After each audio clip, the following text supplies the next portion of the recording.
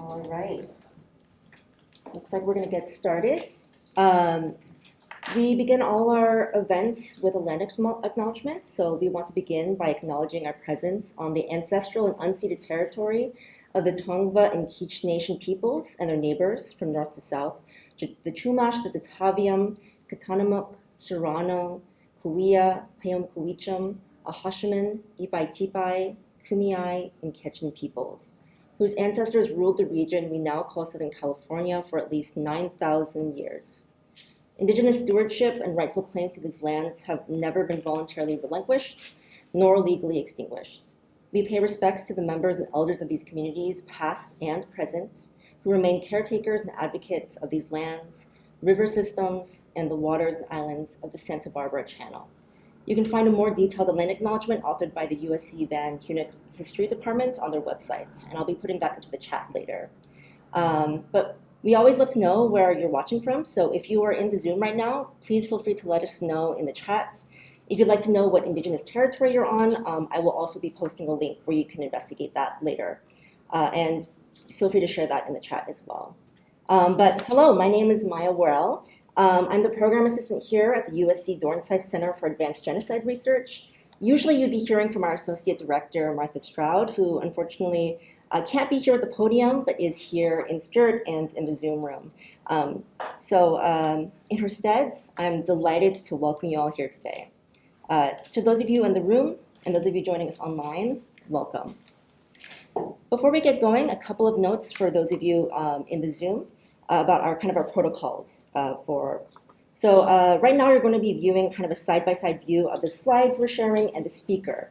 If you want to adjust that, you can make either windows larger or smaller by dragging the line between the two windows left or right. We will have time for questions and discussion following the lecture, and we invite you and encourage your questions. Please use the Q&A feature at the bottom of the Zoom window. We'll try to get as many of those questions as time permits, but we can't always ask every question. Please keep in mind this is being recorded and will be uploaded on our YouTube channel. So if you have any concerns about privacy, you can ask your question anonymously. We'll share the chat and the Q&A with Sydney following the lecture. With all that housekeeping done, to introduce today's lecturer and speaker, it's my pleasure to introduce the founding director of the USC Dornsife Center for Advanced Genocide Research, Chappell Duren Chair in Jewish Studies, Professor of History, Wolf Gruner.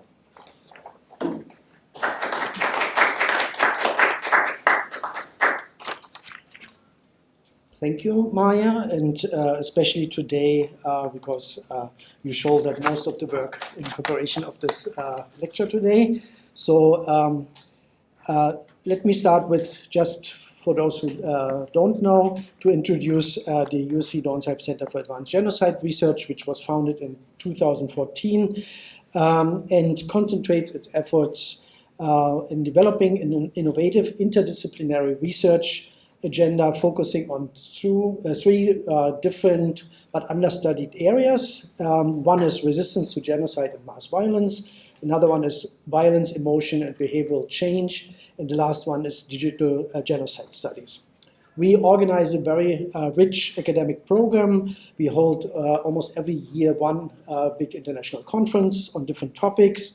We host fellows in-house, like Sydney, but also international fellows, PhD students, and Julie is our current fellow here in the room from the UK. And we also invite visiting scholars to use the resources at USC, which are kind of vast, not only the Visual History Archive with 55,000 testimonies, but also a huge Holocaust and Genocide Studies collection at Doheny Library. One of our program features is the fellowship programs, and we are really grateful to be able to have several endowed fellowships, and one of the important ones is the Beth and Arthur Lev Research Fellowship, which enables USC graduate and undergraduate students from any discipline to conduct months of research, usually during summers, in residence at the USC Dornsife Center for Advanced Genocide Research. The research proposals should focus on kind of the use of the testimonies of the Visual History Archive or the use of other resources related to Holocaust and genocide studies at USC. And I want to not only thank Beth and Arthur Leff for this fellowship, but I also wanted to mention that we actually just opened the call for the next year. So every student at USC should be aware of this. So please give the word out that we have the call out for the next summer, and we are interested in research proposals from, as I said, any discipline, any level of studentship. So if you want, and if you are more interested, go to our website for more information or subscribe to our newsletter. And we will, I think, put a link to the chat so that you can subscribe to the newsletter and get the information.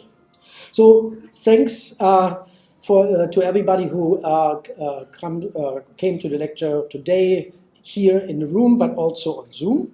And now it's my pleasure to introduce you to Sydney Crowley, who is a rising senior at the University of Southern California.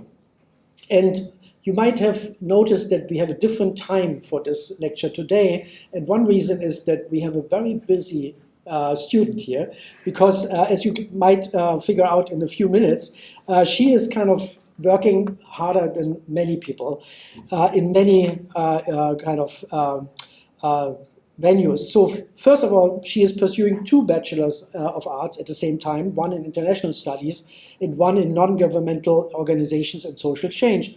And this is not enough, she is also minoring in Russian. So this is already a big load for an undergraduate student, but she's also working at the USC Center for Languages and Cultures since her 2nd year here at USC. But then also she works as an English language instructor for Engine, which is kind of designing and delivering English language courses to meet the special needs of Ukrainian students, who are impacted by the war and displacement right now, including refugees and also internally displaced persons in Ukraine. Then she is an editorial fellow at the USC Global Policy Institute, where she focuses on researching and writing articles about the post-Soviet space, mass violence, and human rights. In, let's say, the past years, she was also an intern at the Library of Congress, where she interned for the Creative Digital Publications Program and also functioned as a research intern. And then she participated in a variety of other projects and initiatives, conducting research projects, investigating border resources, resource management, climate-related economic instability, and inter-ethnic conflict in Kyrgyzstan. And that's, by the way, one of the topics which is kind of more and more coming into focus, the impact of environment into kind of on mass violence policies on a global scale. So please give a warm welcome to Sydney Crowley.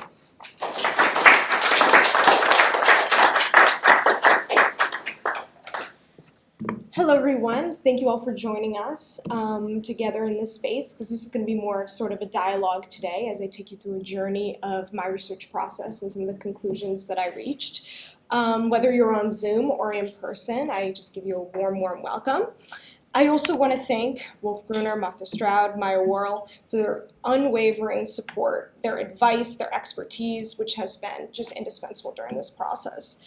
And I also want to thank Beth and Arthur Lev for endowing this fellowship. Their generous support has made this project possible. Just in terms of housekeeping, I won't be using any pejorative terms, derogatory terms for Roma and Sinti today. In its place, I will be saying Roma. However, to be consistent and accurate, it might be on the slides. Just sort of a warning if you're sensitive to that kind of language. So yeah. So we are going to talk about losing religion, but also finding faith among the Sinti and Romani population post-Holocaust. And we're going to start in a rather unconventional or maybe unexpected place. And it's the 1936 Berlin Olympics. So in preparation for the 1936 Olympic Games, the Nazi regime constructed a 325-acre sports complex and a state-of-the-art Olympic village. Attempting to impress visiting athletes, politicians, and spectators, and to spread their anti-Semitic and white supremacist ideologies, the city of Berlin undertook a massive citywide cleanup project. What many visitors did not know was that just 6 miles from Berlin city center, an internment camp was created just weeks prior to house Sinti and Roma individuals. This is largely unknown by a lot of people who are even invested in Holocaust scholarship, because for decades following, excuse me, for decades following the Holocaust, there was a widespread global denial of the Roma genocide component, as well as a denial of the Jewish genocide. And one of the reasons that I decided to do the Sinti and Roma as my target group was that one of the most insidious things I've ever seen is the outright denial of a genocide on the basis of stereotypes that they are unreliable witnesses. We have lost potentially thousands of testimonies because of these stereotypes that have been pervasive throughout the world, not just in Europe, also in the United States. And so that was one of the reasons, but we're going to get into some other reasons later on. So first, I started with a general jumping off point. What was going to be my question? What was I going to think about? And it started off pretty simple. It was, do you believe in God? Do you have faith in humanity? Simple binary questions. And what role do you think religious institutions played?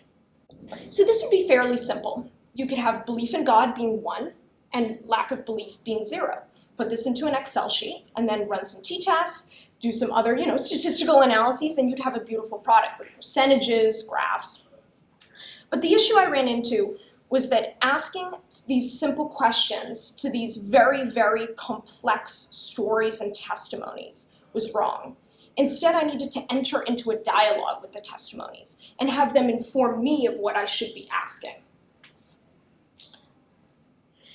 And so I'm going to start a little bit later so I can begin this part. So I decided to split it up into 3 dimensions: faith in God, faith in religious institutions, and faith in humanity.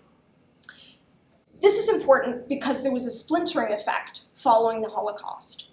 Individuals did not have cohesive belief systems anymore.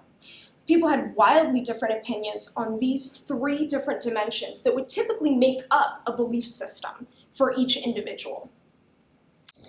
The community structure of Roma and Sinti individuals is critically important. Although they are historically nomadic, they do not necessarily today or prior to the Holocaust, they were not entirely nomadic. Many were settled and some were sort of quasi-nomadic. But this community structure was highly important and it informed many things: religious belief, tradition, religion. After the Holocaust, when these religious connections were disrupted, the actual community was also disrupted. What held them initially together was broken. And so their belief systems also became less coherent, as you see here. So the way we're going to actually evaluate faith is along 3 dimensions, not a simple binary questions that we can code and do quantitative analyses on. And for those unfamiliar, I want to just give a little bit of background about the Sinti and Roma communities, as well as the importance of this actual research. Because you might be asking, why do we care about the religious transformations in Roma and Sinti? Many, unfortunately, of these survivors have passed.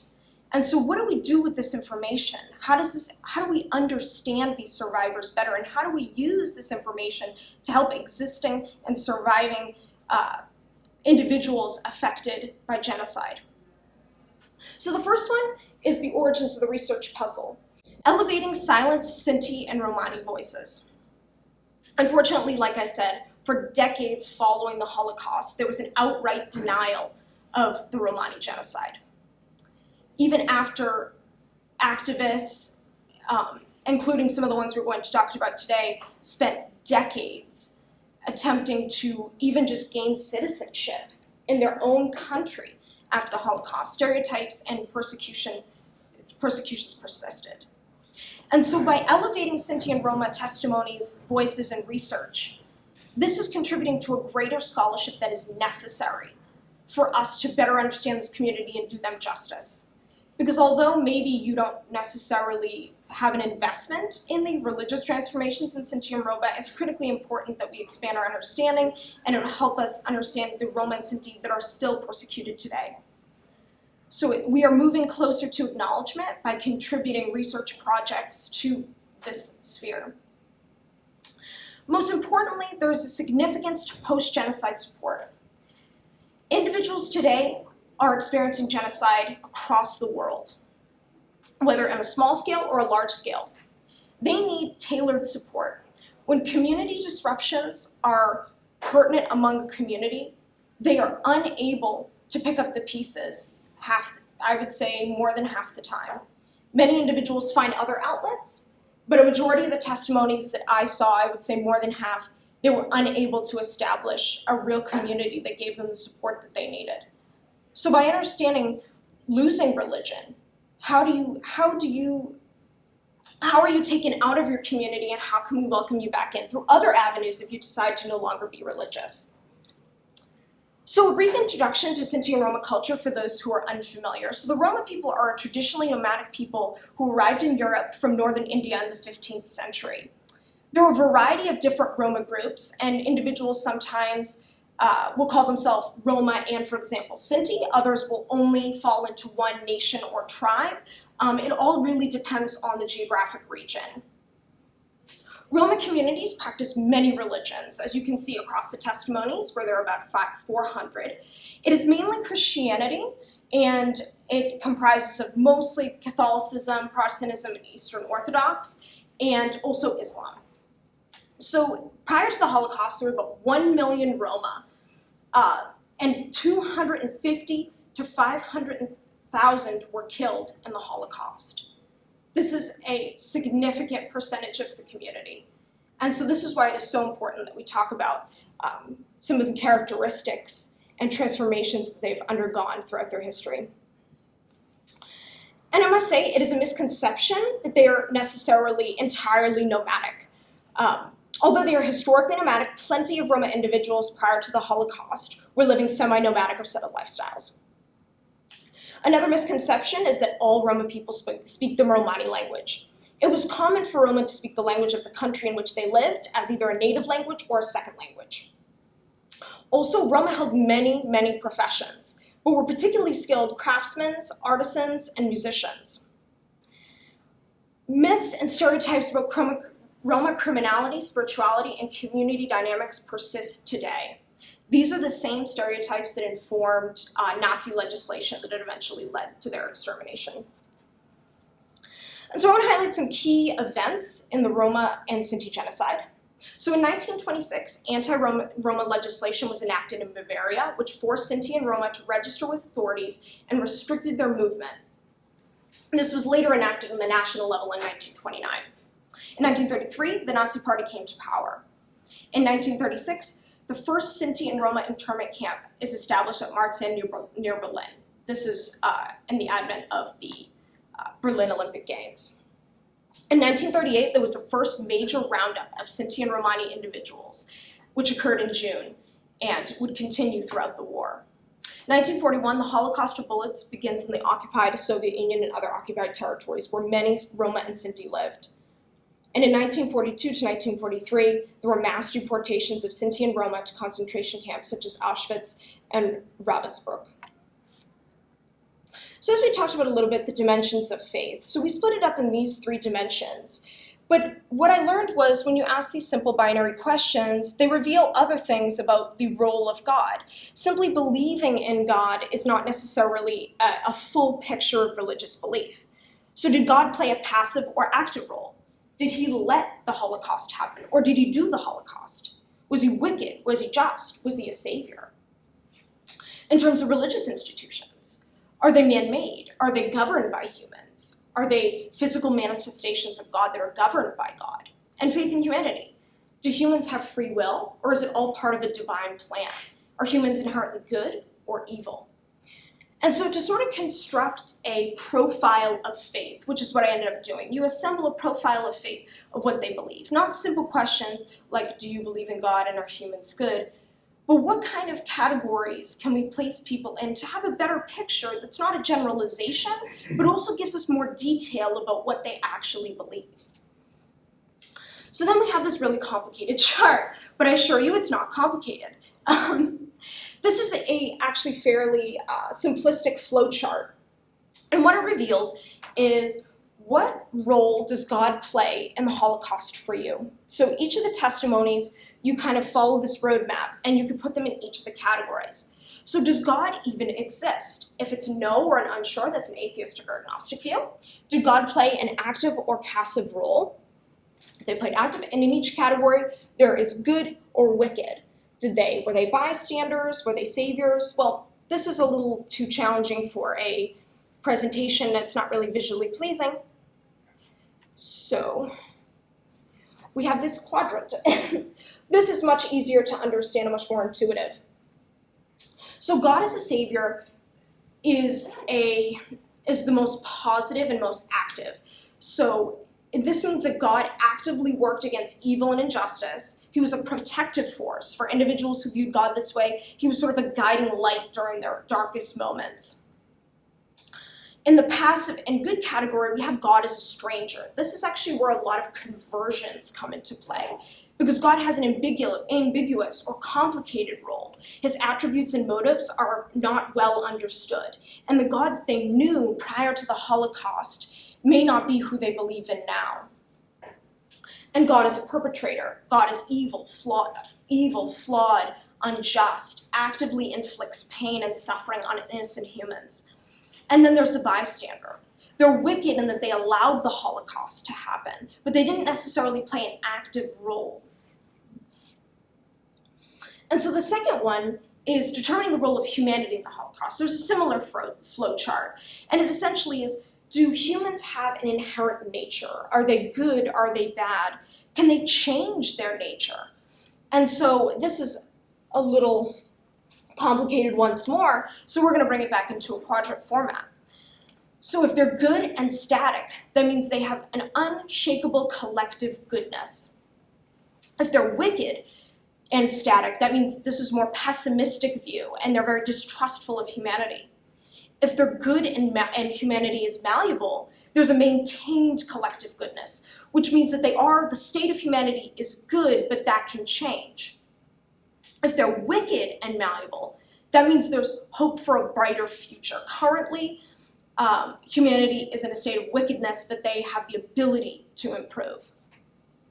And finally, there's faith in religious institutions. So this is more complicated because it's a combination of humans and God. And it really is dependent on an individual's view of what a religious institution is. Is it run by humans? Is it controlled by humans? Is it completely a sacred, holy manifestation of God? Or is it something different? Is it something in between? Is it a combination of mortal and supernatural? And so here we have sort of a graphic to demonstrate this. While judging humanity is kind of observable, it's concrete. You can observe the actions of those around you, those who have inflicted suffering, those who have helped you. God is less observable, less concrete. That's very subjective to each individual. But religious institutions fall in the middle. So there's a really wide-ranging mix. And so here we have sort of another quadrant, and we are going to employ these. Is it good and controlled by man, which just means it's vehicles of inherently good humans? Is it wicked and controlled by man, which means it's vehicles of inherently wicked humans? Or good and controlled by God, which means they are vehicles of a just God? And lastly, are they wicked and controlled by God, which means they are vehicles of an unjust, wicked God? Now, all these charts hardly mean anything when you don't actually have any testimonies to use in examples, but we do, I promise. But first, we're going to talk about the cause. What actually causes people to change their faith or their views of these three dimensions? And so when you look at it from a binary view of, do you believe in God, or do you believe in humanity, do you believe in all these religious institutions, this institution, the issue is that you miss the smaller instances that compound and later inform someone's religious belief. So I noticed something I am calling pivotal moments of faith. These are incidences, relationships, interactions that occur during or in relation to an event of mass violence or atrocity. So these reinforce, challenge, or transform affected individuals' views on religion and spirituality. So I'm going to give you an example.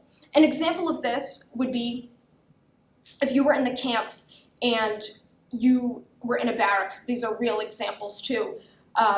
And people helped you while you were ill. There are many instances of people saving other people while they were ill and bringing, medicine and food and water. This might change your view of humanity. In your lowest moment, in environments of extreme violence, you see glimmers of hope.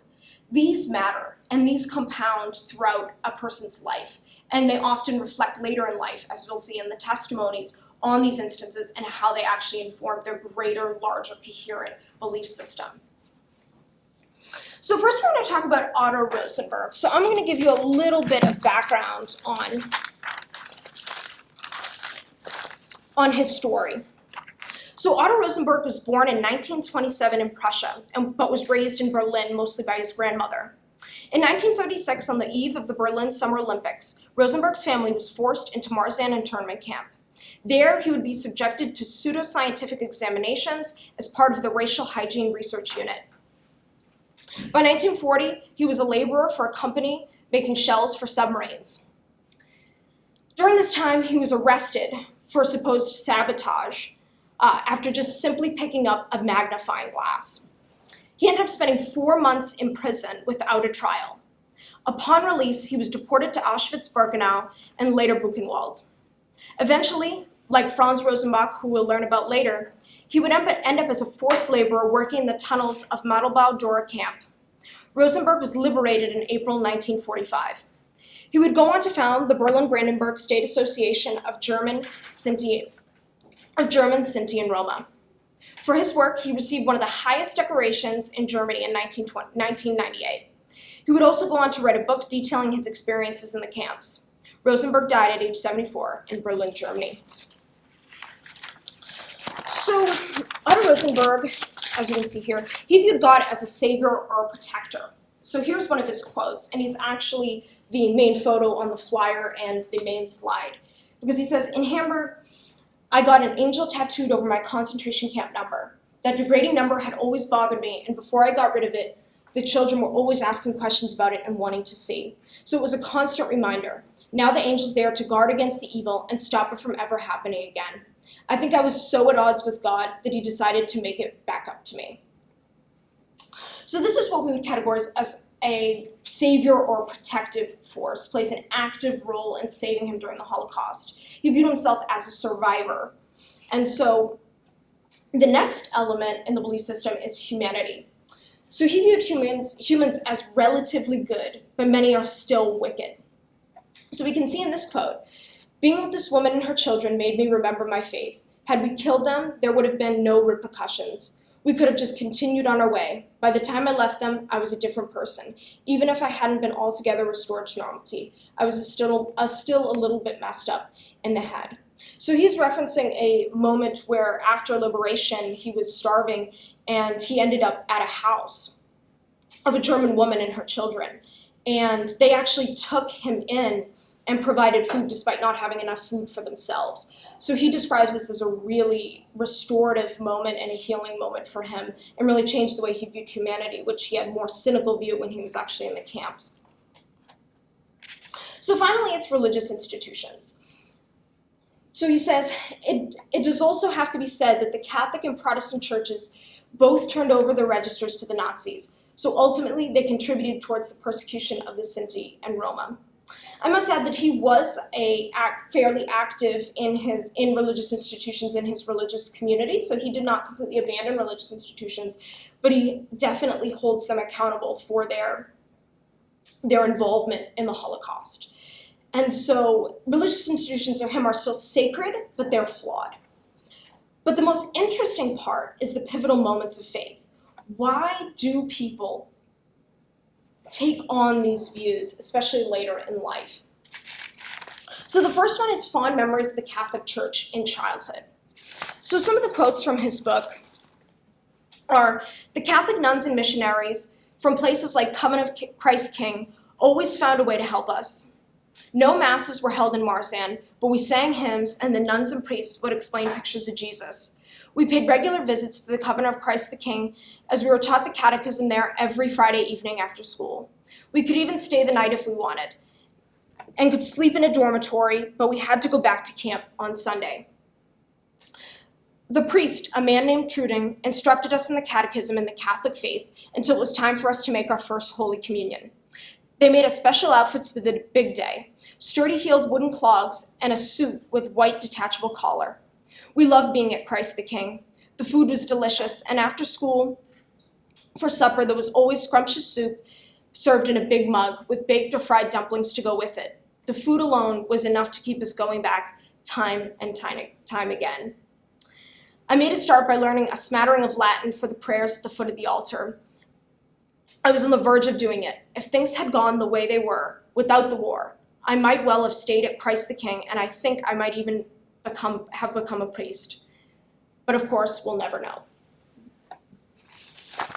So he has really fond memories of the Catholic Church in childhood, but we cannot neglect to mention the connection between being in Marsan internment camp, this food scarcity, disease, limited sanitary, very unhygienic conditions, and having a place to go, an outlet like Christ the King, that was able to provide food and support and love.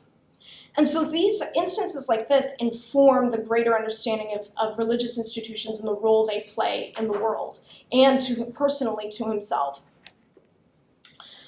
So also, he talks about how society lies about the dead. This is a very important thing.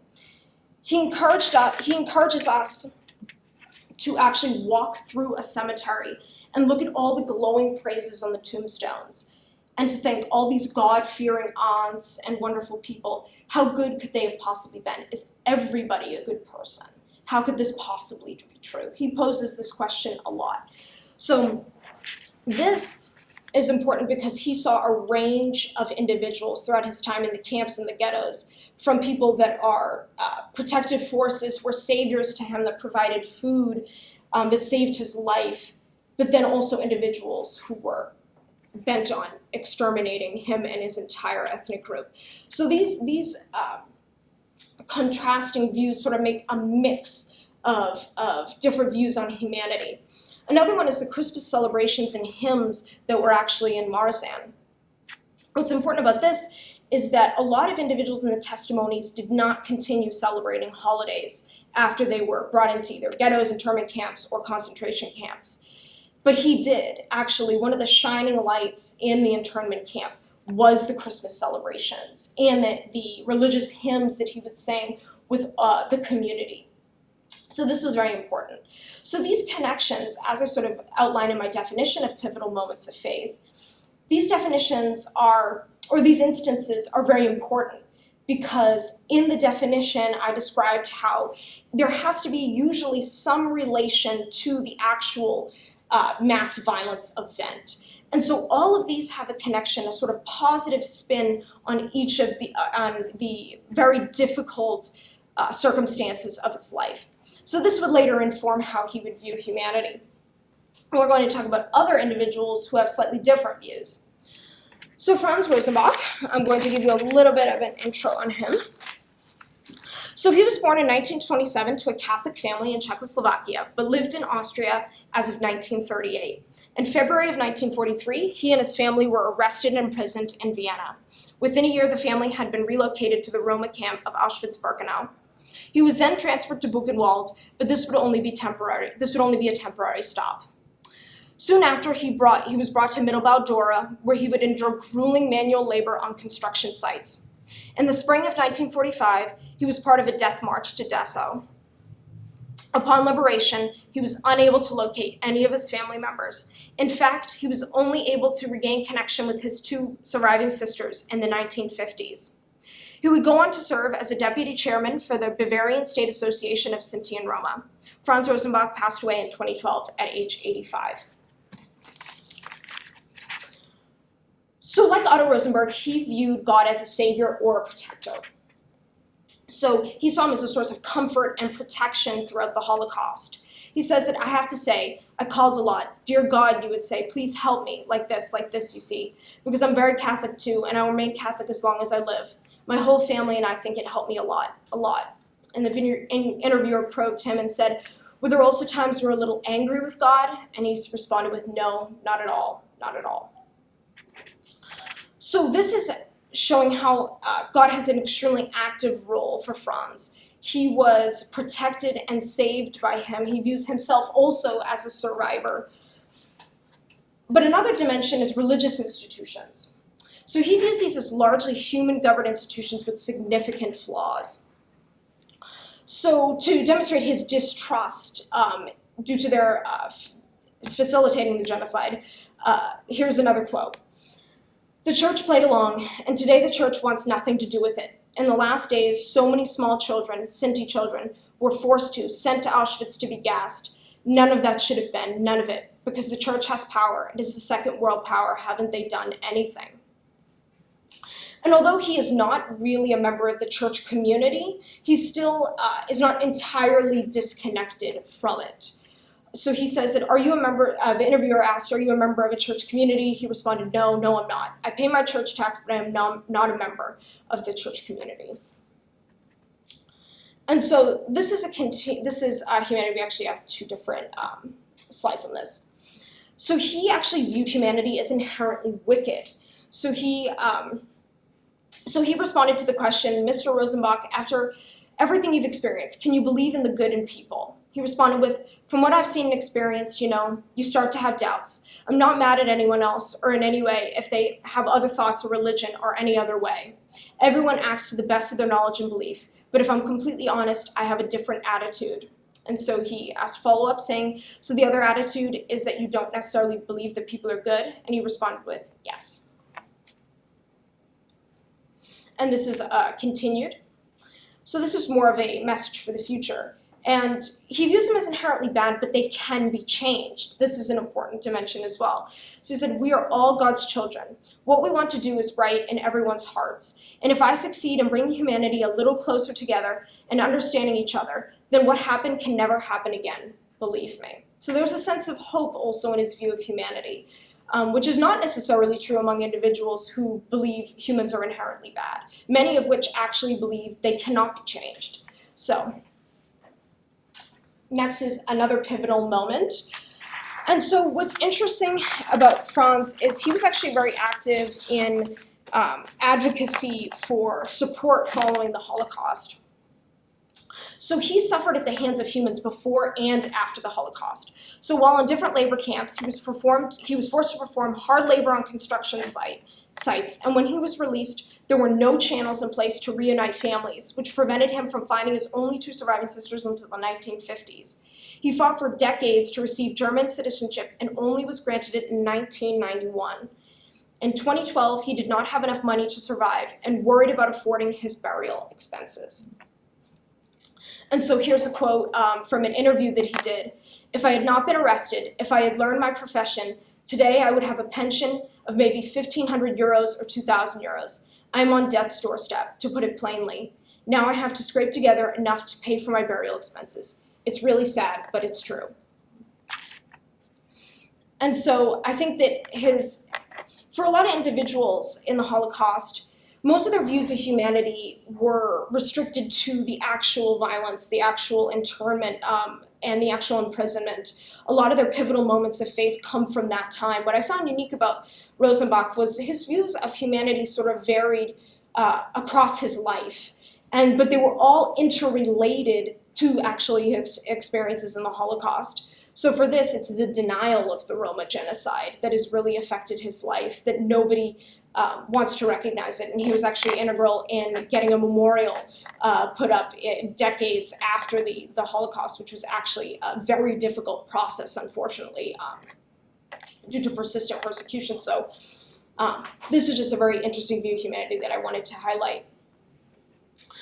So next is Karl Stoschka on God and religious institutions. If you're familiar with famous Roma artists or musicians. You actually might know his siblings. But he saw God in religious institutions as bystanders, which is interesting. So he said that God looked the other way, and the church looked the other way too. And that's how it came about that innocent people were murdered. So this passive role is really important in also recognizing how, because it also informs his view of humanity later on and the active role that humans played. And I must say, although there are 3 dimensions that we have to evaluate faith, they are all entangled and interrelated. Individuals that ended up attributing a very active role to God and religious institutions might blame humanity less, view it as sort of a divine plan, and vice versa. Those that attributed the atrocities mostly to humans might have a more favorable view of God. So these are very interrelated. But one of the things that I'm going to conclude with later on, this is an important example for, because the splintering of faith does not necessarily mean that there is no coherent belief system. I just want to sort of put that out there. So, Karl Stoschka on humanity. So he viewed humans as free-willed, but they can be made just. This is sort of the opposite of Franz Rosenbach. And so he said, it all just ran off, the excrement and the dirt, and they're the dead. Help, my God, what have these people done to us? So he's consulting with God about what the people have done, looking for protection, looking for a savior. So he attributes a more passive role to God and a more active role to humanity. And so this does not mean that he necessarily means that they cannot be changed, though, because he later makes an appeal for peace.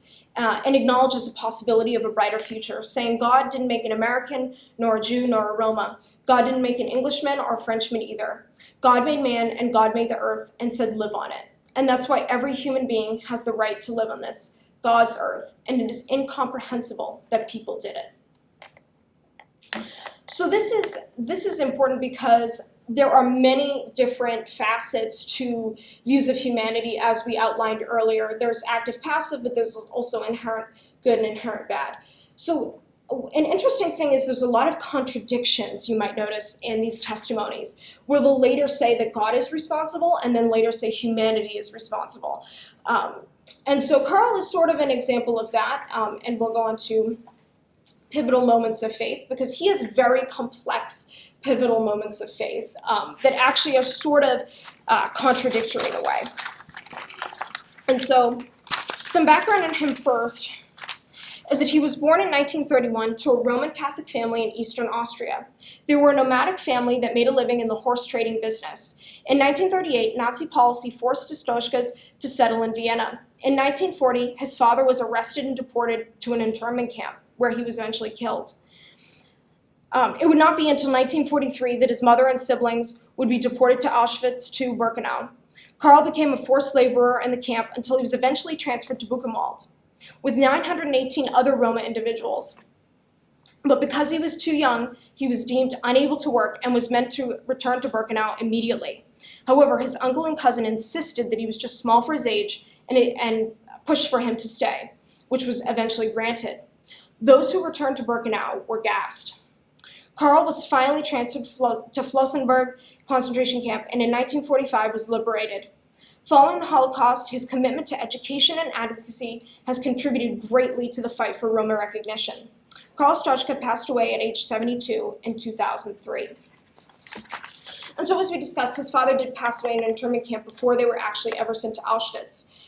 And one of the pivotal moments for him, but also his mother, was that he received his belongings in a suitcase, which included shoes, suits, but also his bones and ashes. And the most insidious thing was his mother, who was a devout Catholic, desperately wanted a proper burial for him, but was actually initially denied it because he'd been cremated, so he couldn't have an official Catholic burial. She eventually sort of appealed and begged to a local priest who eventually gave her the blessing, and she was forced to actually bury him with her own bare hands.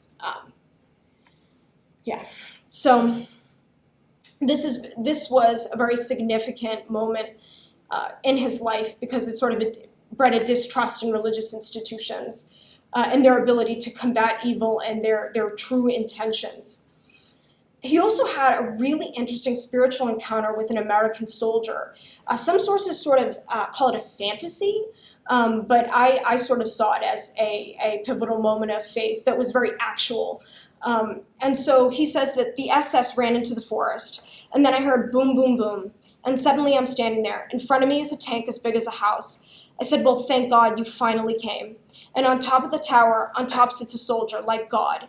He had a helmet on, and in the sun, it blinded. And I said, that's the Lord. That's the God. Thank you, God, for finally coming. Thank you, Lord. And he looked at me and smiled. He said, go, go, go. And he shot after the SS. Boom, boom, boom. And so this really highlights how entangled the different dimensions are. Because although this helped increase his faith in humanity, it also sort of, it created a strange dynamic of where does God exist? What are manifestations of God? What are representations of God? How do we find that in our daily lives? How do we see it? And so the American soldier to him was a manifestation of God, but also had this sort of dual meaning of, was also a human who was helping him and having a very mortal experience. So because of all these different experiences that he had, he felt a call to be a contemporary witness because he wanted to translate his experiences into meaningful action.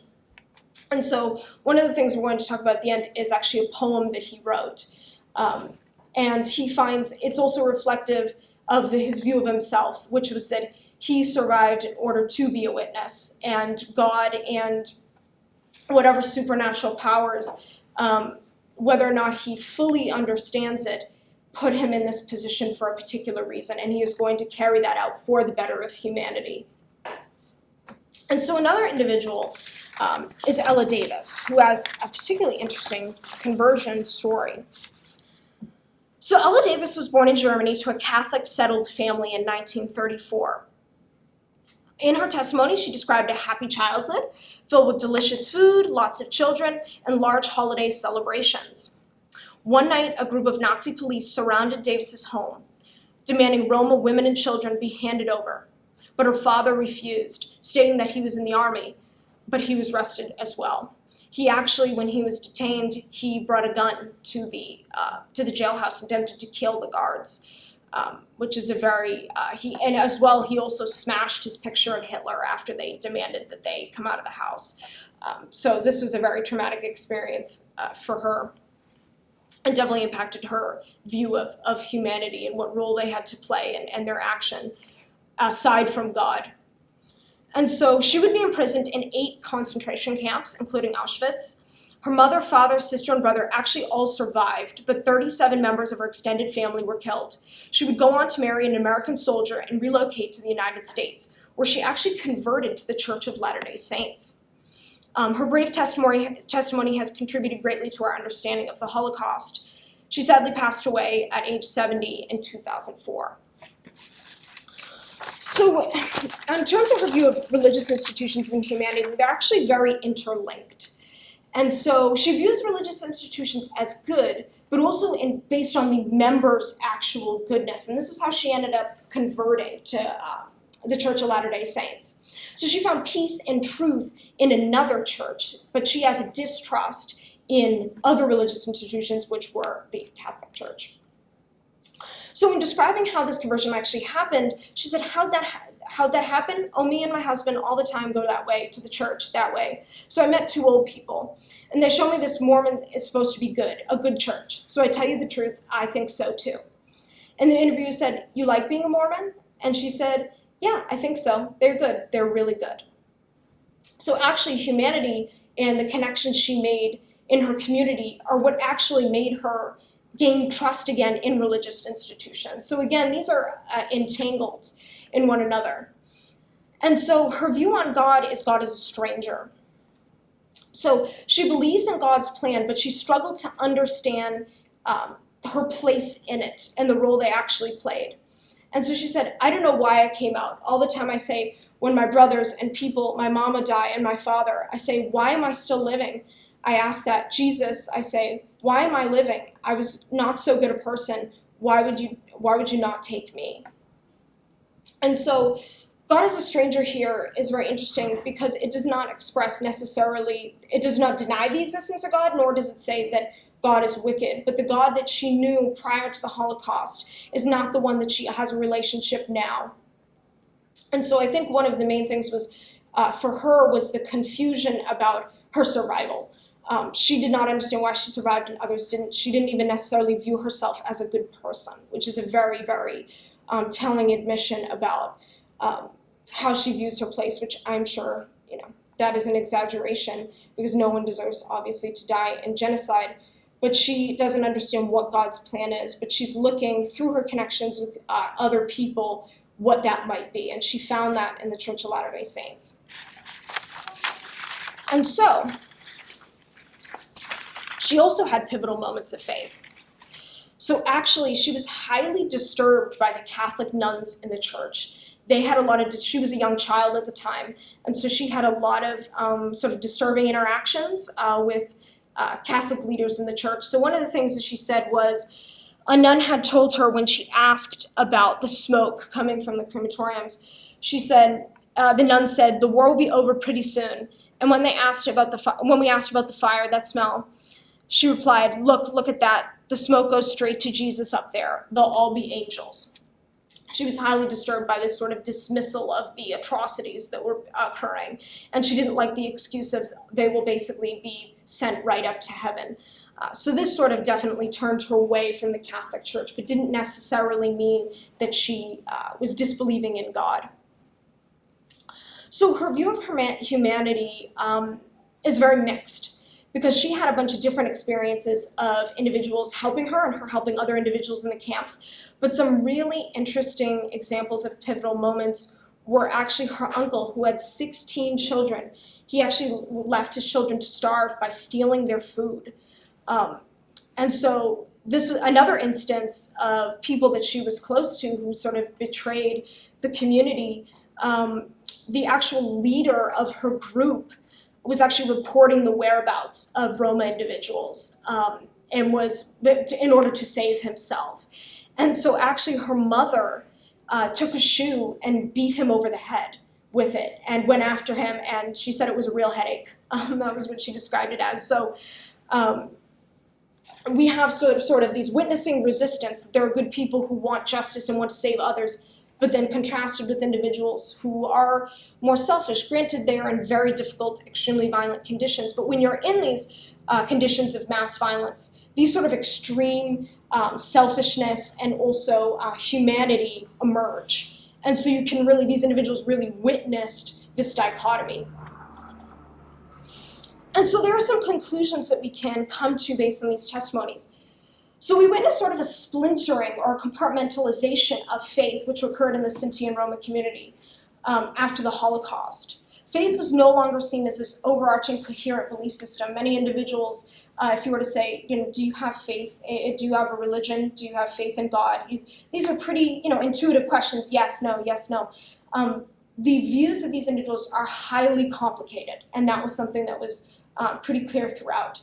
And they had different views on each of these dimensions. And I don't think I really saw testimonies that were the same level of belief in every single category.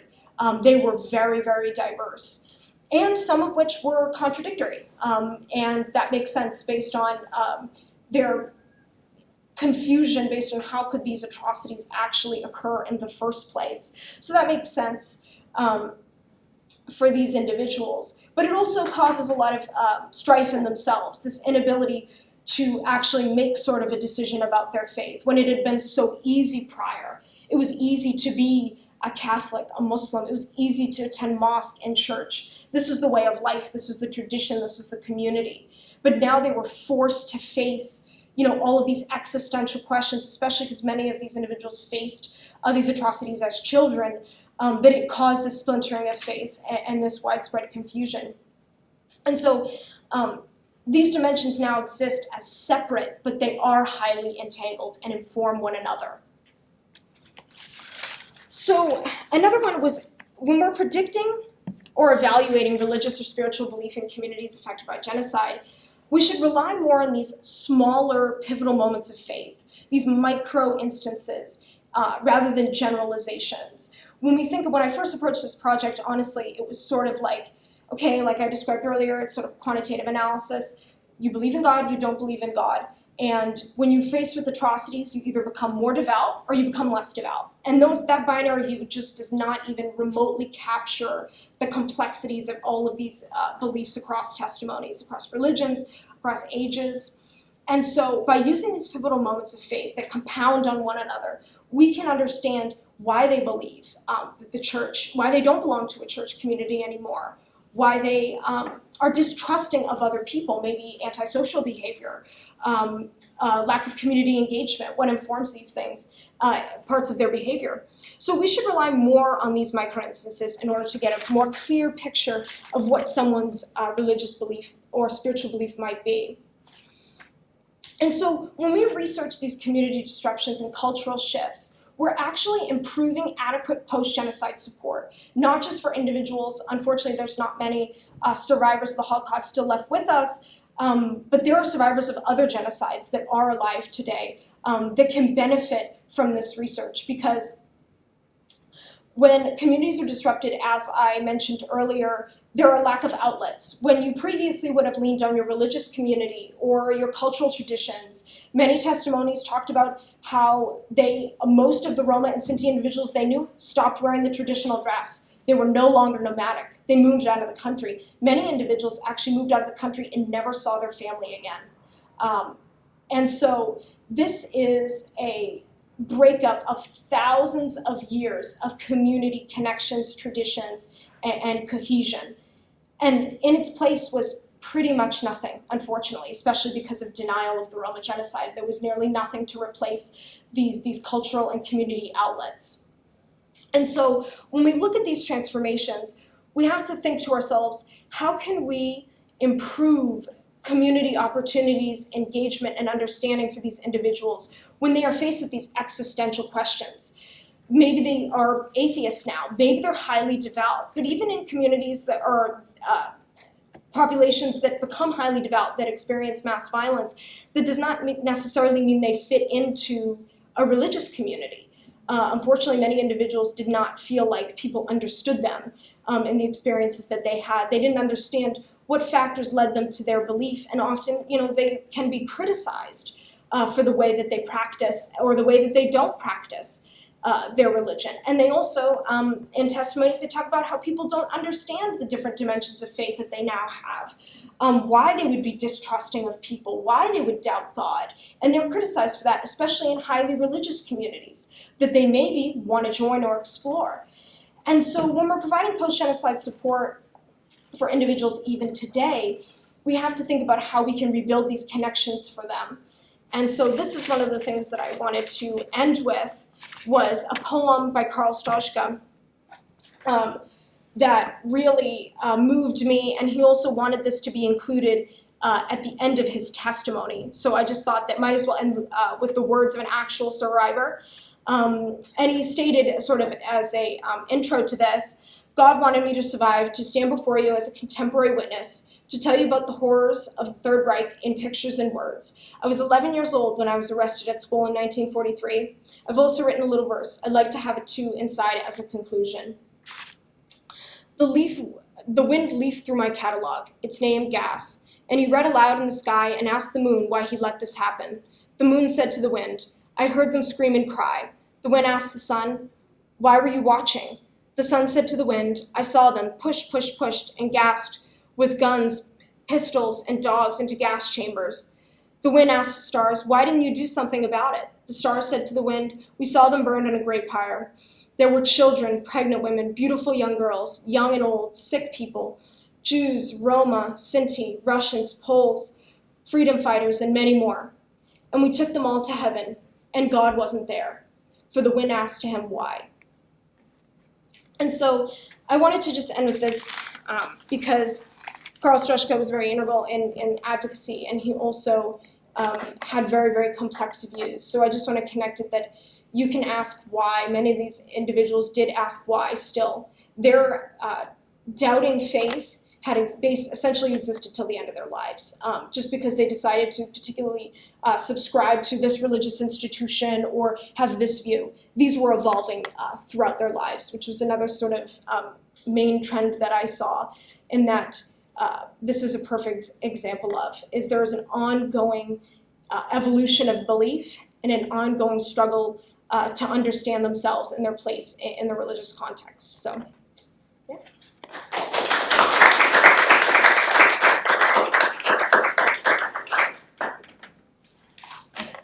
Thank you so much, Sydney. I'm just going to, actually, I'm going to use the podium for 1 second. Oh, yeah, sure. And then I'll have you come back here. Okay.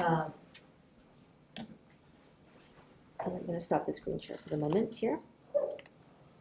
Thank you again, Sydney. We're going to now move into the questions and answers portion of this. And so to the folks who are in the Zoom, please, I've already seen that people have put their questions in the Q&A. Perfect. Please continue to do so. And I will be answering your questions in the room. And so with that, I'll have you come back here. Thank you.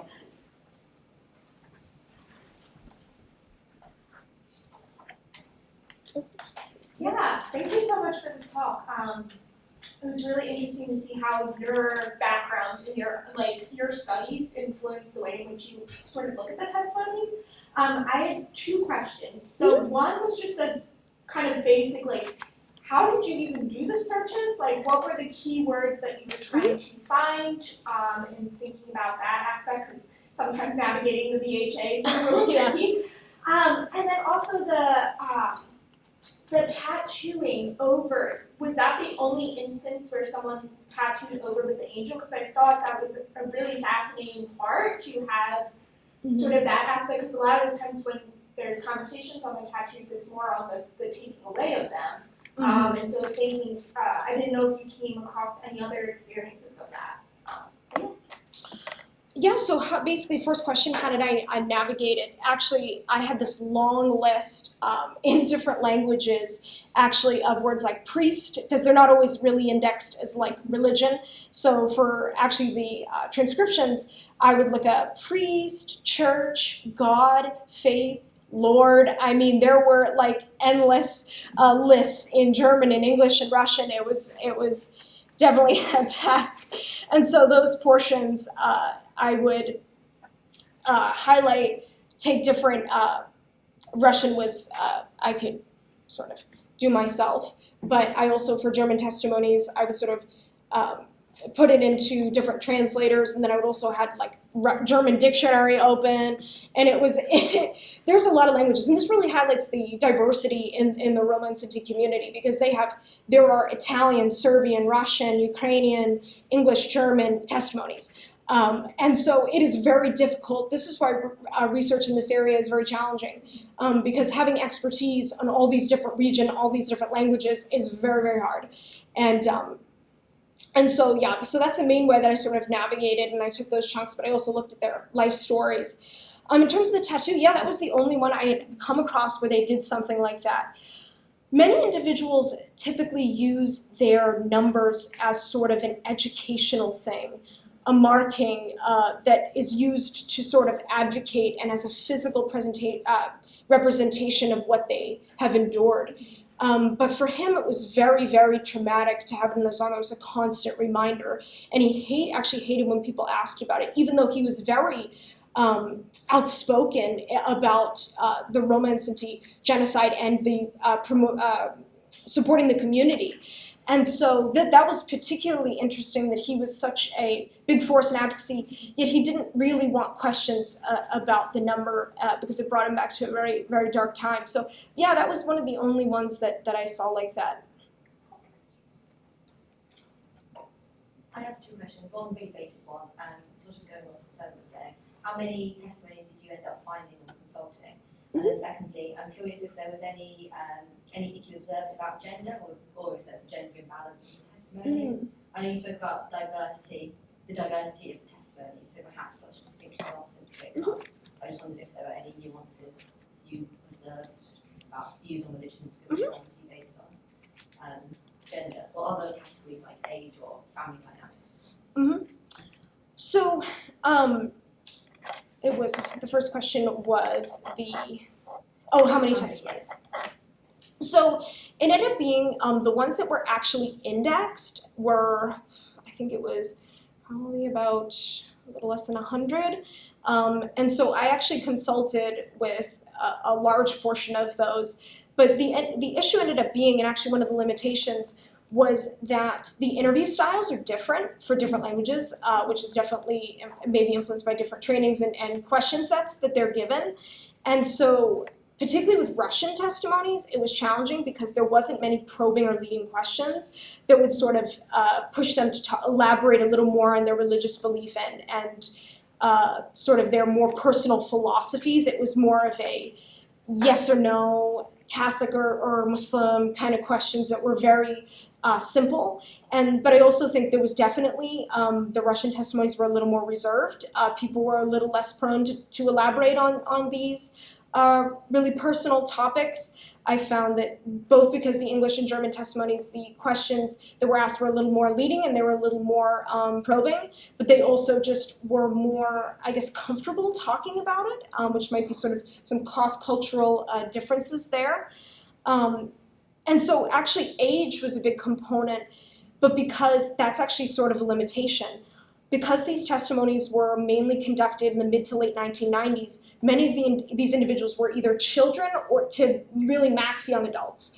And so this is a very, very formative time in these individuals' lives. And so I think that they're pivotal moments of faith that they have that really informed their religious beliefs were particularly powerful because of their age. This is before they've really acquired a very concrete view of religion in the world.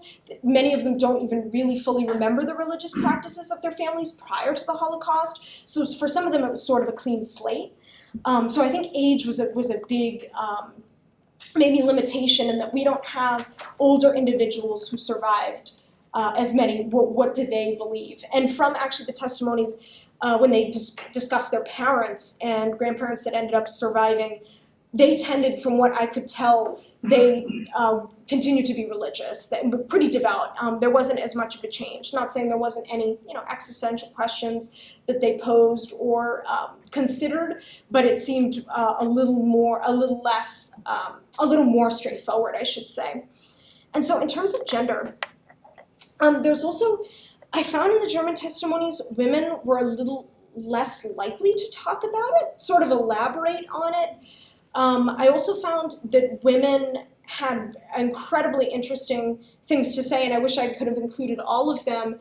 But I find that they only addressed usually one or two dimensions. They didn't typically sort of have, they didn't talk about as many of the dimensions. Like, for example, one talked about in depth about her view of God, the existence of God, but didn't really offer like a future message or something like that. If you're familiar with VHA, you might recognize. Didn't really offer more about views of humanity or views of religious institutions. So it was a little more challenging to create more of a complete profile of faith. So I found that women talked more on a single dimension, and they also talked a little less, particularly in the German testimonies. German testimonies were quite, the men in the testimonies were quite comprehensive in the dimensions.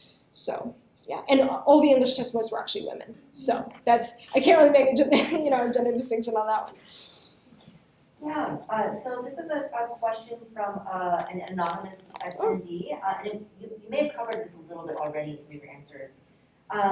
Were these profound topics of faith and humanity discussed in most of the Roma survivor testimonies, or do you have to search through many testimonies to find them? Mm-hmm. How many did you watch?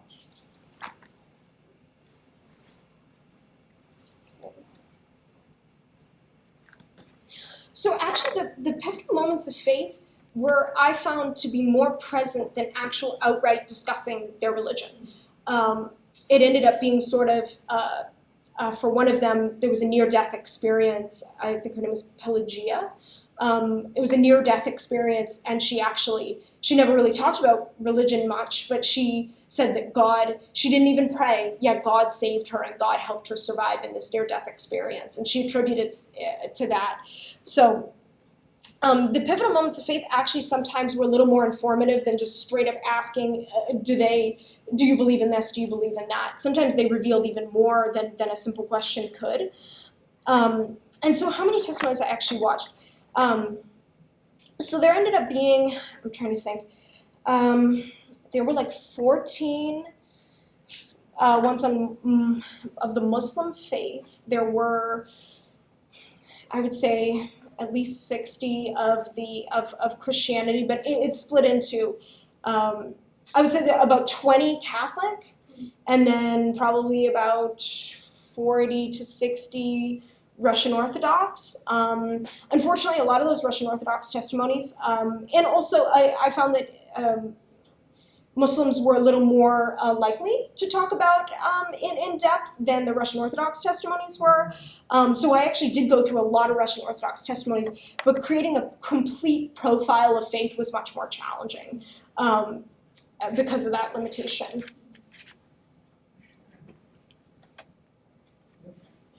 So thank you so much. This was really interesting. And I have to applaud you for using Russian testimonies, because that's kind of in most of our presentations not the case. So I find this really exciting. And also because you mentioned that there was some hesitation talking about religion. Mm-hmm. And I wonder if this is, where were these testimonies taken? Were they taken in post-Soviet Russia, or Mm-hmm. Ukraine, or in these areas, or were they taken, let's say, in the Western world? And I think if it was post-Soviet society, it may have to do with kind of these anti-religious kind of policies and politics in the Soviet Union, which in a way created this hesitation to kind of towards religion. But I found very interesting that you mentioned this and that you went into depth into them. And can you make a difference between those taken in Russia and maybe some, if you counted them, which were taken outside of Russia? This was one question. The other one was, I found also interesting that you mentioned that the effects and the impact of the persecution led to, let's say, in a way, crisis in later life, financially also and socially. Mm-hmm. And I wonder, this is also different when we usually talk about, let's say, Jewish survivors of the Holocaust. We often tend to look at the kind of success stories, right? That they made it, that they have great families, that they created businesses. And this sounded very different. We know also that among the Jewish survivors, a lot of people kind of suffered and had depended on welfare. But these are usually not people we talk so much about, so I was interested in, is this also a tendency among these survivors, because in post-45 societies, they were still kind of persecuted in a different way than Jews were. For example, the same kind of criminal police institutions in Germany, which existed before the Nazis, that would also still exist after the Nazis, and still persecute Romani and Sinti. Mm-hmm. Yeah, thank you for your question. And so first I'm going to start with Russian testimonies, that question. So the Russian testimonies were interesting because certain individuals did go into depth and they felt comfortable doing so. These were taking place in Russia and in, some in Ukraine. And so some felt comfortable, and weirdly enough, people were more comfortable saying that they believed in God than they didn't, if that makes sense. So they were more likely to say maybe sort of small little, phrases here or there, or actually one of the individuals did the sign of the cross mid-testimony. And many of these individuals were a little older, so I think that they were maybe not as worried about necessarily getting in trouble, but they, honestly, people were more likely to say that they were faithful than they weren't. And honestly, a lot of it was based on the questions that they were asked. I think sort of the way that the questions were framed, they were more likely to sort of give one-word responses, simple responses, and so they were just sort of, and actually they're relatively short, the Russian Orthodox testimonies, because it was the way that the actual questionnaires were structured. So there was some difference in the actual length that people talked about them, but I didn't see a total aversion to talking about it completely. And actually, I found that Muslim individuals were fairly empowered to talk about it. There's not as many as testimonies as Russian Orthodox testimonies, so it's a little difficult to sort of compare the samples. But so I think that that is true, but I also think there is sort of the questions that were asked, and also maybe a cultural aversion to these sort of very personal questions. And so, and the second one was, so Tennessee, so economic struggle,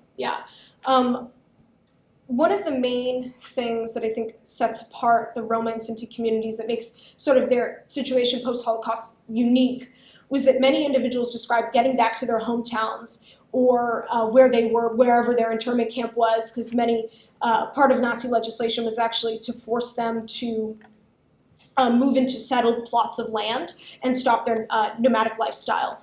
And so many individuals returned to whatever they had called home, and nobody was there. Even people who did survive, they didn't know where to find anyone. And so a lot of these people, especially because a lot of these testimonies are young people, they didn't have many skills. A lot of them were taken out of school. They had endured years in the camps, years that they might have been in sort of higher ed, high school, middle school. So they'd missed years of education, and they also don't have any of their community members who maybe would have passed on skills, because there were many trades, artisans, musicians in the Roma and Sinti community. They had none of that sort of mentorship anymore because of the amount of people that were killed. And so these community disruptions, I think, were particularly bad for them because they had nothing to return back to, and they didn't know anything else. A lot of them didn't understand what they should do after. Hence, the testimonies I gave were people moved out of the country. Ella Davis moved to Columbia, South Carolina, and married, an American and converted. There are very diverse stories, but many of these individuals also were living in a post-genocide world, and some of the only individuals who they actually encountered who would provide them any sort of support or an ear just to listen were actually a lot of soldiers, American soldiers, and quite a few actually went on to marry American soldiers, which is sort of strange. But those that did the English testimonies in particular, obviously, so I think the community disruptions played a massive role in their economic struggle in adjusting. Hence why I kept that quote about the euros, the exact euros he thinks he would have had, for a pension if he had been able to actually, get into the workforce like he normally would have in continued school. So, and that was, unfortunately, that's a big thing we're grappling with. Unfortunately, we should have addressed this. This is a failure of the global community to sort of support Sinti and Romani individuals in this struggle. To get not only justice, but sort of reparations. How do we help them re-enter the workforce? But unfortunately, that time is pretty much over. And so we just have to basically recognize this failure and do better. So I have two questions for the Zoom. This first one from Andrew Galecki is, I think, kind of continues this thread here of talking about the economic impacts. Thank you for your incredible work. I'm curious, and this might be harder to answer, did you notice any differences in the experiences of the Christian and the Muslim Roma and Sinti people in terms of their faith experiences post-Holocaust? Mm-hmm. So one of the things that I noticed was that not just Muslim individuals, but also Russian Orthodox individuals, they were more likely to stay devout. Most of them, of both faiths, were from Eastern Europe, Ukraine and Russia. And so I sort of speculated throughout the sort of research project, I wonder how much of it is a distance between the actual violence that they experienced and the actual geographic and community distance to the atrocities and their own faith and support and communities that they went back to. The reason I say this is many testimonies that were in German and English, which were individuals that were living in Germany or who had lived a significant portion of their life in Germany, a lot of them actually considered themselves German. Some of them considered themselves German first. And so this caused a real issue with especially their views of humanity, because these are individuals and even neighbors that they had previously trusted, felt like they understood them, respected them, who were betraying them, or on the other hand, helping them. And so this definitely changed the way that they viewed their community. So I wonder if sort of this difference in religion and being more devout and losing faith might partially be because a lot of individuals in Germany and also in places like Austria sort of witnessed the buildup to the atrocities much more. They sort of saw it happen firsthand, and they had maybe more experiences, more pivotal moments of faith, really, because their religious communities were more intertwined into the actual atrocities, as well as people that they knew. So I think that that's sort of the difference, but I wonder if it's more of a distance thing. For sure. And this is the last question I have from Zoom, if Sure. I'm not mistaken. This is from an anonymous attendee. Can you explain the role of priests and nuns in the camps during their internment?